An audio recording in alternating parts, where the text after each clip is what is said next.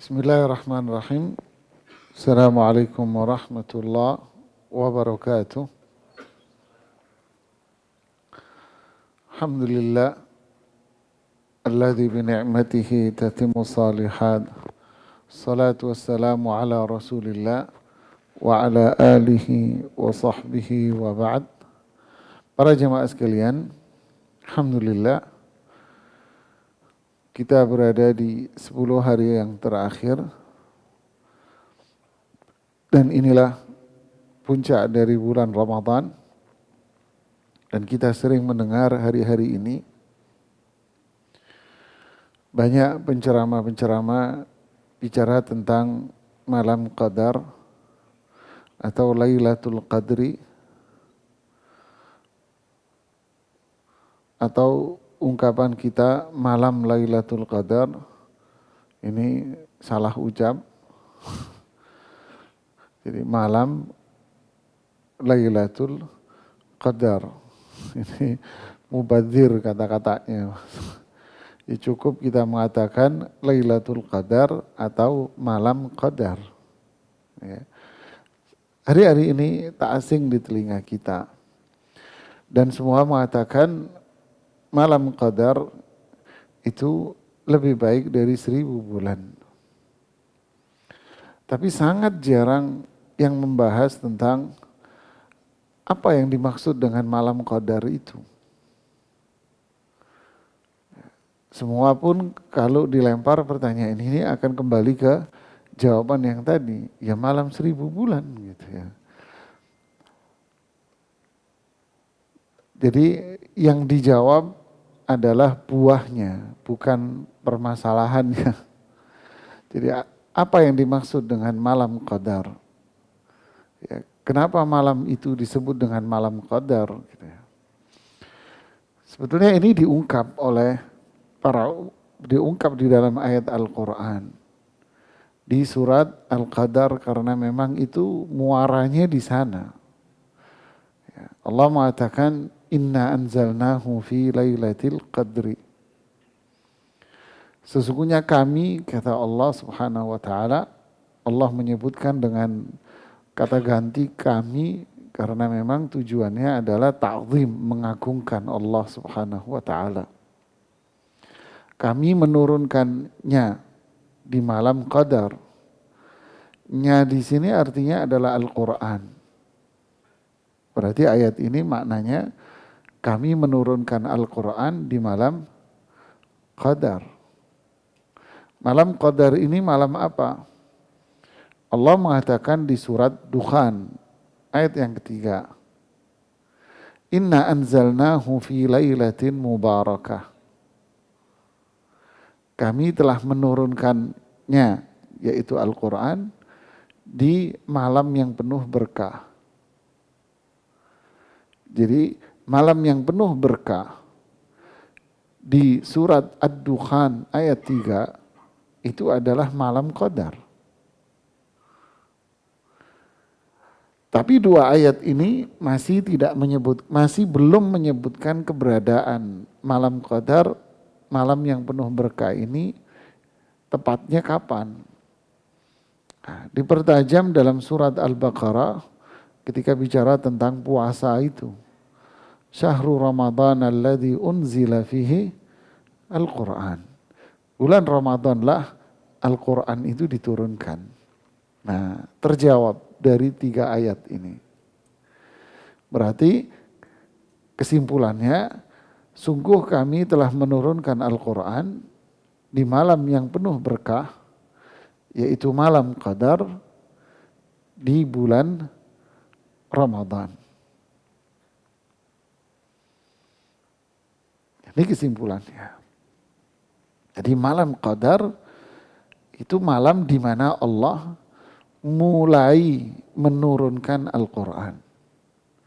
Jadi Al-Quran pertama kali diturunkan di malam itu. Malam yang disebut dengan malam Qadar. Ini yang pertama. Berarti malam Qadar itu adalah malam pertama kali Allah turunkan Al-Quran. Kepada Rasulullah SAW enggak. bukan kepada Rasulullah SAW. Tapi Al-Quran pertama kali diturunkan dari atas langit yang ketujuh ke langit dunia yang kita lihat ini. Segelondong 30 juz. Lalu Jibril lah yang menurunkan setelah itu, dicicil sedikit demi sedikit sesuai dengan kasus, kejadian, pertanyaan gitu. Jadi yang dimaksud, sungguh kami menurunkan Al-Quran di malam yang penuh berkah, yaitu malam Qadar, di bulan Ramadan, itu awal mula diturunkannya dari Lauhul Mahfuz ke langit bumi. Itu maksudnya. Lalu setelah itu dicicil sama Jibril sedikit demi sedikit sesuai dengan kejadian dan pertanyaan. Nah, ini yang pertama malam Qadar. Yang kedua, lalu Qadar sendiri itu apa? Al-Qadru itu artinya mulia. Dan itu adalah hukum, ketetapan, ketentuan. Makanya di surat Ad-Dukhan pada ayat yang keempat Allah mengatakan fiha yufraqu kullu amrin hakim. Malam yang penuh berkah itu Allah tetapkan semua hukum-hukumnya. Berarti malam Qadar, malam di mana Allah menetapkan hukum-hukumnya di malam itu. Apa yang dimaksud dengan hukum di sini? Yang dimaksud hukum di sini bukan hukum syariat, tetapi hukum kauni. Hukum yang berkaitan dengan alam semesta, yang disebut dengan istilah takdir. Jadi malam Qadar adalah malam yang penuh dengan kemuliaan. Di malam itu Allah menetapkan takdirnya buat manusia untuk sepanjang tahun. Mulainya diturunkan Al-Quran, tapi setelah itu sepanjang tahun Allah menentukan takdir manusia di malam itu. Makanya sahabat bertanya, ya Rasulullah, malam Qadar itu setiap tahun? Rasulullah SAW menjawab, iya, itu setiap tahun. Nah, setiap tahun pada akhirnya. Di malam itu Allah tetapkan takdir manusia untuk 1 tahun ke depan. Loh, mungkin Anda bertanya, loh, bukankah takdir manusia itu sudah ditetapkan jauh hari? Ya, takdir manusia itu ada 3 tahap penetapannya, jemaah. Yang pertama, qabla an yakhluqas samawati wal ard, sebelum Allah menciptakan langit dan bumi. Takdir secara umum. Kemudian takdir yang kedua, setelah rohnya manusia ditiupkan di janin ibunya. Dan ini juga masih bersifat umum. Artinya apa? Budget dia selama hidup berapa. Dan seterusnya. Wafatnya dia kapan. Ini. Takdir yang ketiga adalah takdir tahunan. Nah, inilah yang disebut dengan istilah malam Qadar itu. Ini yang disebut dengan malam Qadar atau Lailatul Qadar. Ini yang disebut. Jadi di malam itu Allah tentukan hukum. Allah tentukan takdir buat manusia untuk 1 tahun ke depan. Berkaitan dengan apa?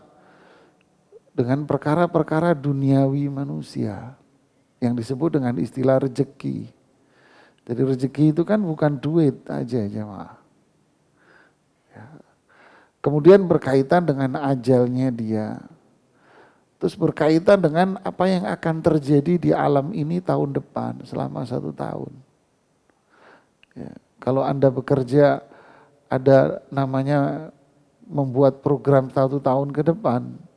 Ya inilah takdir Allah untuk 1 tahun ke depan.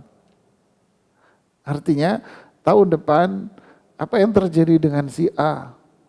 Oh tahun depan si A ini sisi harta materi sekian setahun ini. Kesehatan, oh nanti dia akan sakit, nanti ini akan sembuh dan seterusnya. Detailing sudah. Yang bersifat detailing di sana. Ini yang disebut malam qadar jemaah. Kayaknya malam ini mulia. Nah ini yang jangan ada orang membahasnya. Yang ketiga, malam itu memang Allah tentukan hukum untuk alam semesta semua. Dan malam itu mulia. Menunjukkan kemuliaan malam itu, maka yang ketiga malam qadar adalah tanazzalul malaikatu warruhu fiha biidzni rabbihim. Allah turunkan malaikat-malaikat, termasuk komandan malaikat yang paling mulia adalah siapa? Jibril. Ruh diturunkan.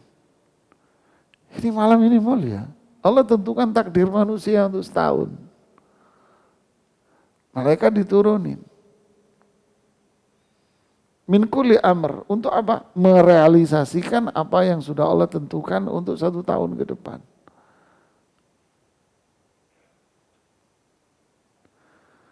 Salam. Nah, disinilah yang keempat. Nah, jadi poin 1 sampai 3 ini berkaitan dengan siapa? Berhubungan dengan siapa? Dengan Allah. Lalu kaitannya dengan hamba manusia apa? Di malam itu ya. Apa kaitan dengan manusia? Kaitannya adalah jika ada hamba Allah yang beribadah di malam Allah menentukan takdirnya itu. Malam di mana para malaikat itu diturunkan sama Allah karena kemuliaannya. Kalau ada hambanya yang ibadah bertepatan dengan malam itu, maka Allah kasih pahala lebih dibanding yang lain. Nah itulah buahnya. Makanya kelanjutannya adalah Lailatul Qadri khairun min alfi syahr.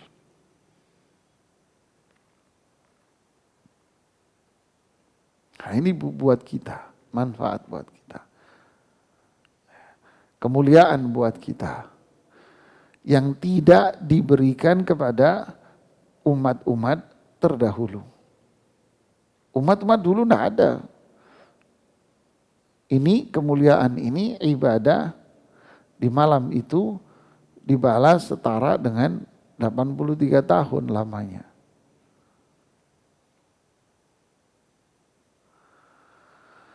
Nah, ini yang keempat. Yang kelima, malam qadar itu kapan terjadinya? Ramadan, iya, pastinya di mana? Jawaban ringkasnya ya wallahu a'lam. Beberapa riwayat mengatakan mayoritas para sahabat mengatakan, banyak para sahabat mengatakan itu malam 27.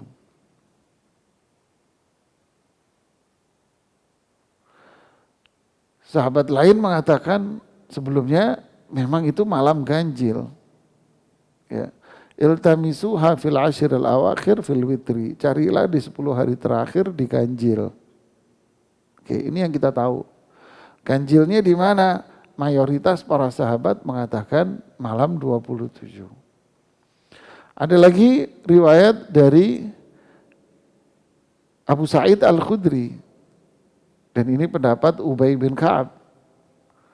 Rasulullah SAW mengatakan, Uritu Lailatul Qadri. Saya pernah ditunjukkan oleh Allah malam qadar itu. Malam di mana Allah menentukan takdir manusia selama setahun. Saya pernah ditunjukin sama Allah. Summa unsituha. Lalu memori saya dihapus sama Allah. Dibuang memori saya sama Allah. Walakin itu, tapi saya ingat satu.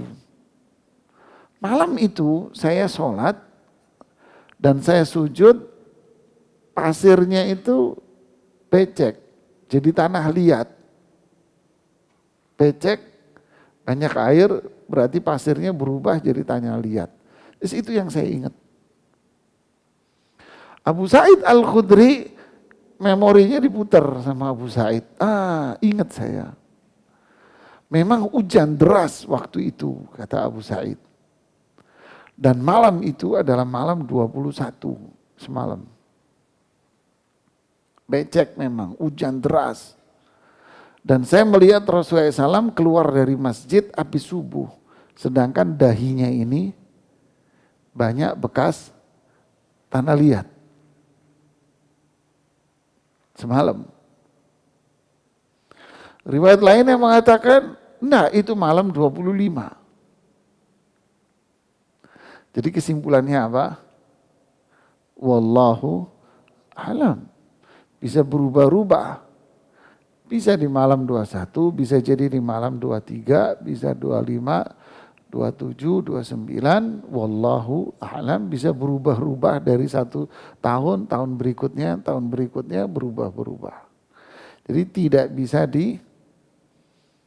dipastikan. Apa hikmahnya? Tentu rahasianya adalah agar kita iltamisuha, carilah, bersungguh-sungguhlah di sana.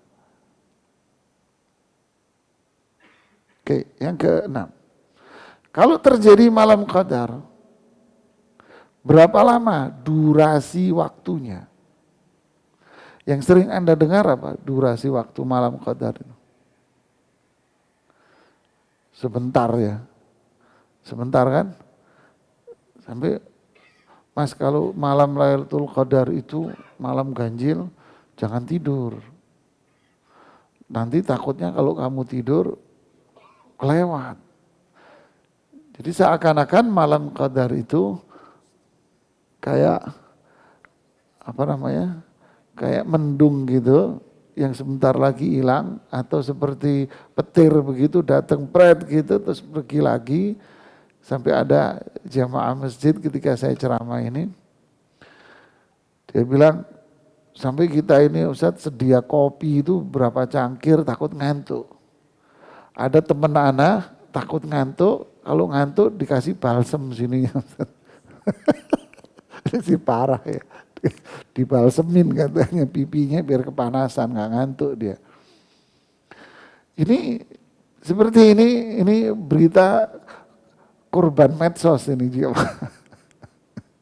Ini semua korban medsos. Maksudnya apa? Ya karena baca surat Al-Qadarnya cuman di ayat yang ketiga. Lailatul Qadri khairun min alfi syahr. Cuman ini tok yang dibaca, berhenti titik. Padahal kalau dia baca kelanjutan ayat ini, dia akan ketemu di ayat yang terakhir. Di ayat yang terakhir bunyinya apa? Salamun hiya hatta matla'il salam. Malam itu keselamatan, ketentraman, kedamaian, dosanya diampuni sama Allah. Ini bagi hamba yang melakukan. Ya. Terus salamun hiya hatta matla'il fajar. Malam qadar itu durasinya sampai fajar. Ayo. Uniknya ayat ini kok nggak pernah dibaca gitu loh ya. Akhirnya dikesankan malam qadar itu kayak meteor lewat, numpang lewat, kayak tamu numpang lewat begitu ya. Ini kesian kena korban medsos semua ini. Korban penceramah kultum yang bahlul-bahlul. Ini jujur ya saya ngomong belak-belakan aja ya biar nggak ngantuk juga inti. Korban ceramah-ceramah kultum yang bahlul-bahlul, yang penting Pak Haji, peci putih, akhirnya bikin ruwet orang. Karena masjid butuh stok penceramah banyak, ya sudahlah yang penting peci putih, Pak Haji pinter ngaji. Ngacu-ngacu akhirnya. Sampai kemarin ada di belakang rumah saya nggak sholat di situ. Saya lewat, penceramah-ceramah. Nafsirin ayat alladzi at'amahum min ju'in wa amanahum min khauf. Allah yang kasih makan kita ketika kita lapar. Berarti jamaah sekalian ambil berapi-api gitu ya. Saya lewat. Berarti orang yang kelaparan itu boleh mengambil harta orang kaya. Oh ini kalau tak laporin polisi ditangkap Anda. Jadi orang miskin boleh mencuri hartanya orang kaya kalau dia lapar. Wah ini chaos ini negeri Pak. Inilah kurban penceramah kultum semua ini Pak. Ya dipaksain nyari orang. Udah balik ke tema kita ya. Innalillahi wa inna ilaihi raji'un. Ini baru satu ya, belum lagi ngawur-ngawur yang lain masih banyak Pak. Innalillahi wa inna ilaihi raji'un. Jadi hatta matla'il fajar. Jadi malam qadar itu durasinya kapan? Sampai fajar. Loh, mulainya dari kapan? Malam. Malam itu dari mana mulainya? Kata Imam As-Sa'di rahimahullah, mubtada ghurubis syamsi wa muntaha al-fajr. Mulainya adalah terbenamnya matahari dan berakhir dengan munculnya fajar, yaitu adzan subuh. Sepanjang itu, iya, itu malam qadar. Jadi bukan kayak meteor lewat. Namanya aja disebut apa? Malam. Itu malam. Siang enggak ada. Makanya 10 hari terakhir Ramadan itu mulia karena ini. Karena ini. Kalau siangnya ya sama aja dari awal Ramadan sampai akhir sama. 10 hari terakhir mulia karena ini. Makanya 10 hari pertama bulan Dzulhijjah itu lebih baik daripada Ramadan. Kok aneh? Kapannya? Siangnya. Siangnya lebih bagus. Kenapa? Karena di sana banyak amal. Ada puasa, ada ini, macam-macam. Nah, kalau Ramadan cuma ada apa siang hari? Puasa. Jadi 10 hari terakhir ini mulia karena malam ini. Mulainya ya itu tadi terbenamnya matahari sampai adzan subuh. Nah, itulah batas durasinya malam Allah menentukan hukum. Itulah durasi malaikat turun dengan Jibril. Sama durasi hari Arafah. Hari Arafah itu durasinya kapan? Berapa? Tanggal 9 Dzulhijjah bagi jamaah haji yang wukuf di Arafah. Waktunya tanggal 9. Durasi waktunya sejak zawal persis. Zawal itu zuhur. Mulainya zuhur sampai menjelang maghrib. Berarti sebelumnya nggak laku, tanah kering, nggak ada harganya itu Arafah. Habis maghrib nggak ada harganya Pak, tanah kering, nggak ada apa-apa itu tempat. Sekarang nggak ada apa-apanya. Nanti tanggal 9 zuhur sampai maghrib, menjelang maghrib deh. Itu bernilai tinggi. Semua langit dibuka pintunya sama Allah. Semua malaikat turun. Nah itulah puncak dari ibadah haji sama Ramadan. Puncaknya Ramadan 10 ini. Cuman gak dikasih tahu aja sama Allah tanggalnya kapan. Cuman dikasih tahu kira-kira ganjil-ganjil ya. Durasinya habis maghrib sampai adzan subuh. Itu Pak. Enak kan? Lalu apa yang harus kita lakukan? Semua ketaatan. Semua kebaikan akan dibalas dengan balasan itu. Salat Iya memang kan disebut di hadis man qama lailatal qadri, siapa yang sholat di malam qadar. Kenapa disebut sholat?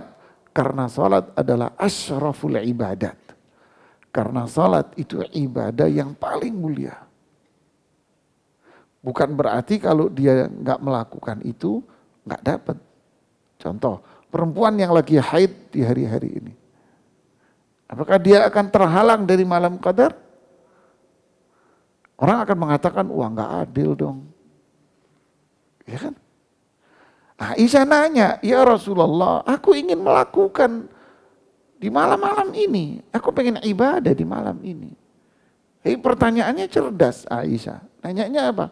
Zikir apa yang aku baca? Doa apa yang aku baca?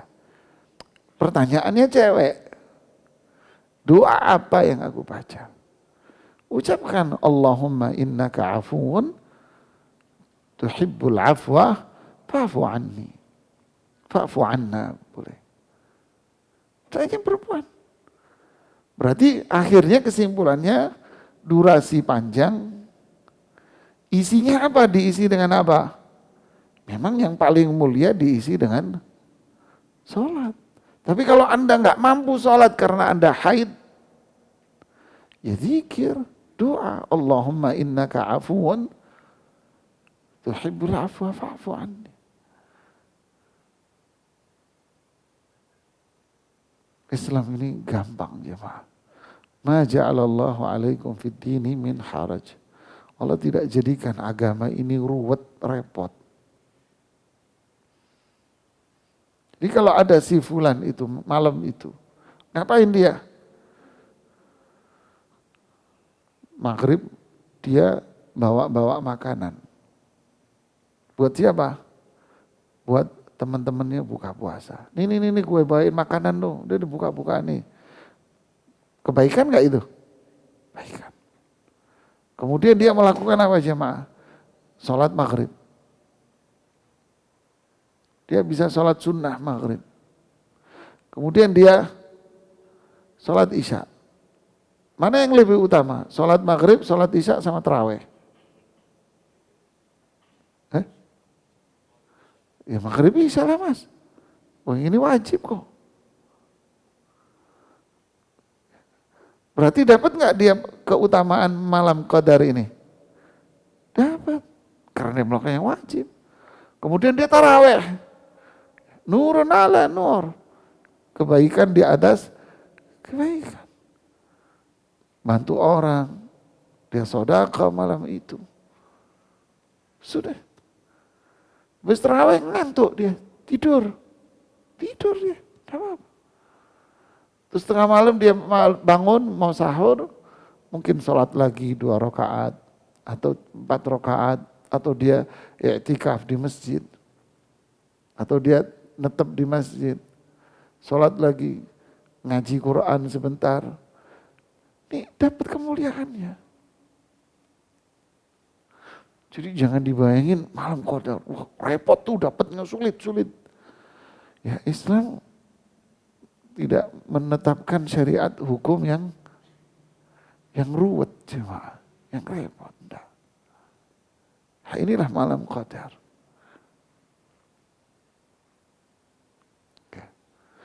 Nah sekarang masalahnya yang menjadi sulit itu apa?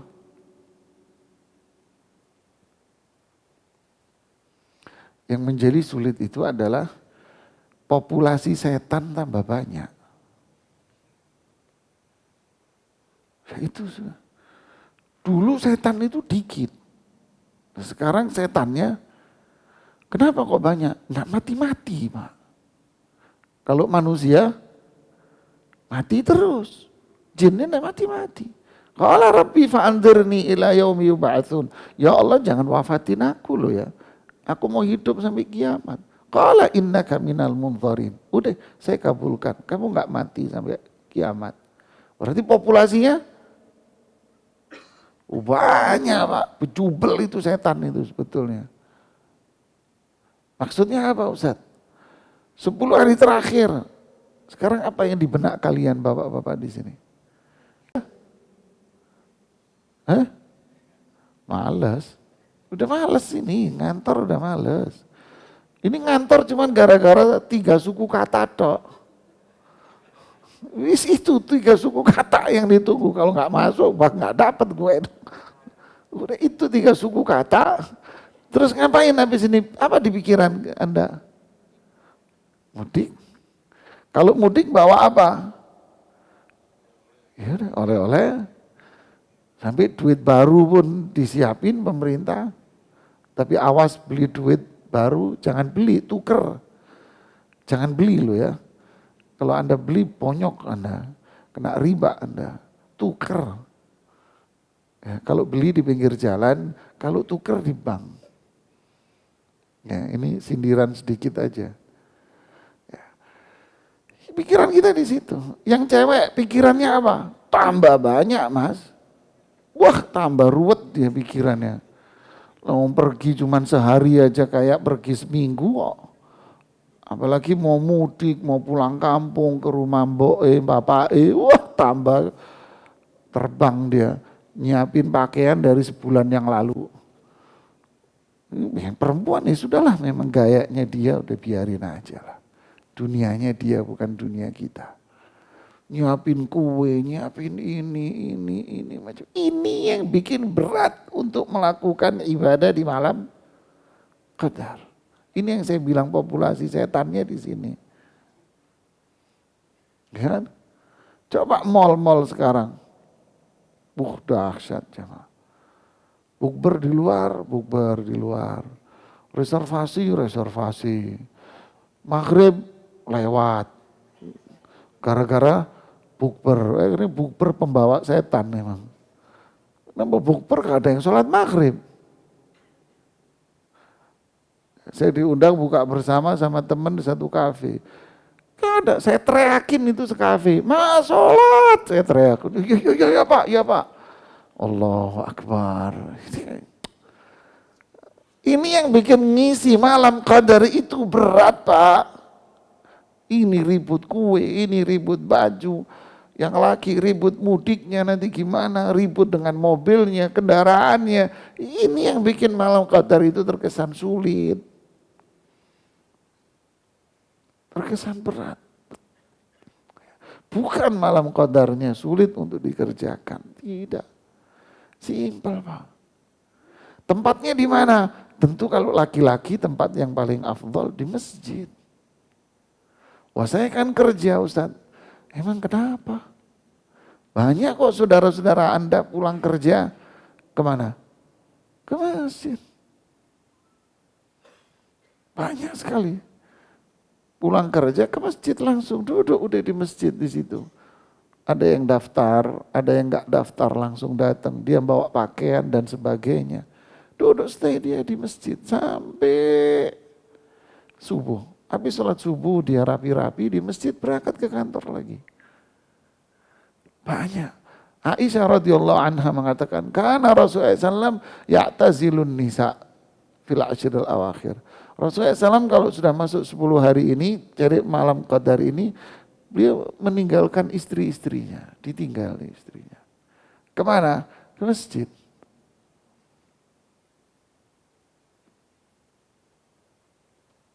Rasulullah SAW berarti laki-laki di mana? Di masjid. Istri-istri Nabi di mana? Di rumah masing-masing. Malam Qadar, perempuan-perempuan di zaman Rasulullah SAW di mana? Di rumah. Rasulullah SAW i'tikaf, butuh barang. Istrinya yang nganterin Aisyah. Dianterin butuh makanan nih. Ya Rasulullah, saya lagi menstruasi.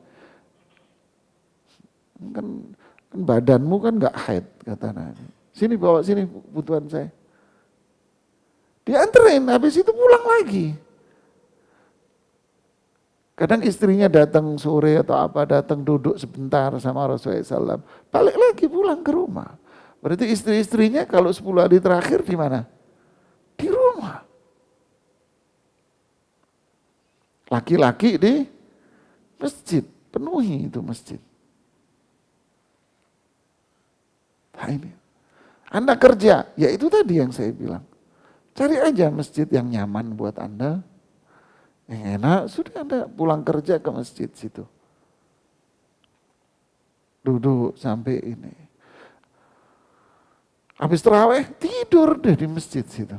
Biar nanti kerjanya fresh, nggak ngantuk. Bangun subuh, Anda dapat pahala i'tikaf.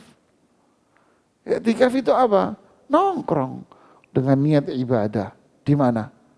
Masjid. I'tikaf itu artinya mulazamatul masjid. Duduk di dalam masjid dengan niat ibadah. Itu sudah ibadah jemaah. Gampang kan? Gampang, Islam mudah. Yang terkesan sulit yaitu tadi. Penceramah dadakan kabeh ini yang bikin ruwet, kena kurban medsos semua akhir. Inilah jemaah. Inilah surat Al-Qadar. Jadi doa, banyak doa di malam-malam itu. Kenapa? Ya biar takdirnya baik untuk rencana tahun depan kan gitu kan. Doa apa? Ya itu diajarin sama Nabi. Allahumma innaka afuun tuhibbul afwa fa'fu anni. Udah ini doa. Nabi yang ngajarin. Apa artinya? Ya Allah, engkau memiliki sifat al-afu, memaafkan. Tuhibbul afwa, engkau suka memaafkan. Fa'fu anni, maafkan aku. Kalau Anda ingin keluarga, istri dan anak-anak semua, ganti fa'fu anna. Maafkan kami, istri saya, anak-anak saya. Berarti kalau hari itu Anda dimaafkan oleh Allah dosa-dosamu, berarti tahun depan Anda menjadi manusia yang bersih dari dosa. Mulia, berarti ketentuannya baik semua, sudah otomatis ngekor. Ya, itulah rezeki yang paling baik. Islam ngajarinmu, ya Rasulullah doa apa yang aku baca? Rasulullah SAW nggak ngajarin doa 2 jilid, 3 jilid buku. Enggak. Yang repot diamalin oleh umatnya aja Pak. Diajari doa pakai bahasa Arab selembar. Membacanya tok repot. Nah, Rasulullah ngajarin sedikit. Allahumma innaka afuun tuhibbul afwa fa'fu anna. Rasulullah tahu umatnya bakal repot nanti, diajari yang pendek-pendek. Mana? Islam gampang, simple. Inilah hakikat malam qadar. Berarti kalau perempuan nggak usah ke masjid, saya tidak ngomong nggak usah.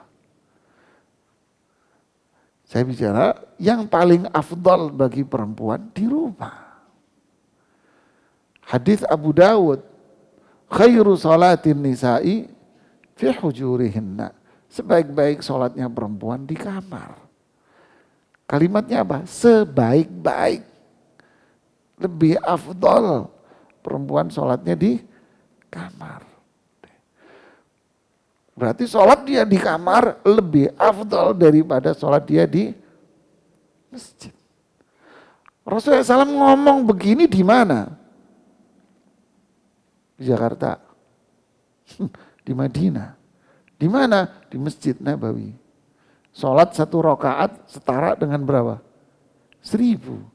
Itu pun Rasulullah bilang, sholatmu di rumah lebih afdal daripada sholat kamu di Masjid Nabawi. Nabi yang ngomong jemaah. Tapi hadis ini nggak boleh disampaikan oleh travel-travel.